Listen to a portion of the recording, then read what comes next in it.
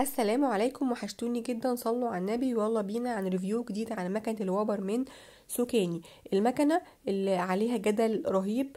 الجهاز اللي بيبقى ليه كذا اصدار، فانا نزلت باصدار قديم قبل كده، وبرده ده برضو اصدار مش جديد قوي، بس اصدار مختلف عن اللي انا كنت نزلته قبل كده.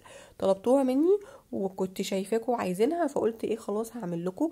جبت البلوفر ده، هو مش موبر كتير لان انا اوريدي عندي، فاوريدي بعمل على طول، مش بسيب اي حاجه فيها وبر زياده. بس ده الشكل بتاع الاصدار اللي انا بقول لكم عليه. اصدار مش جديد بس رهيب. بيجي معاه سلاح زياده، سلاح اللي هو اللي بتركب فيها من جوه، والشاحن والفرشه اللي بتنضفيها بيها. فعلا المكنه هايله. طيب سالتوني مش بتاثر على الهدوم؟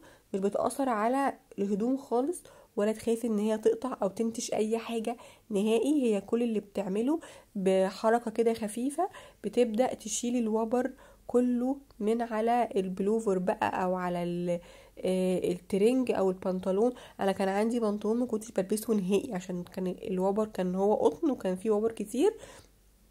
فعلا فعلا فعلا رجع جديد.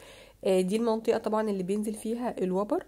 تمام. وبعد ما تخلصت كل مرة بتفكيها وبتنضفيها كويس جدا وبترجعيها. وخلي بالك انك ما تحاوليش تستني كذا مرة عشان النتيجة تبقى كويسة وتبقى مرضية بالنسبة لك.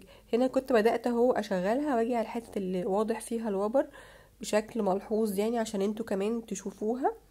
يا رب تكونوا خدتوا بالكوا. للأسف ما لقيتش حاجة غامقة عشان تبقى باينة فيها اكتر من كده، بس التجربة يعني عن تجارب كتير، مش واحدة ولا اتنين، هي اوريدي موجودة عندي في البيت، فالتجربة فعلا هتفيدكم. الاسعار بقى هتلاقوها ما بين 120 لو بسلك ثابت، سلك ثابت ما بيتشالش. لو حاجة بقى بتتشحن زي دي او اللي بعد او الاصدار الجديد اللي بعدها، بيبقى حوالي من 140 150 برضو، على حسب المكان اللي هتجيبيها منه. كل ما هتحافظي عليها كل ما هتخليها تقعد معاكي وقت وعمر اطول. انا اللي عندي قاعده معايا من الشتاء اللي فات زي الفل، وفي الصيف كمان اي حاجه فيها اقطان او الكلام ده كله بتنفع معايا جدا جدا جدا. حجمها خفيف وبتتشحن في وقت سريع وبتنجز فعلا في حاجات مهمه قوي. ده كان فيديو النهارده.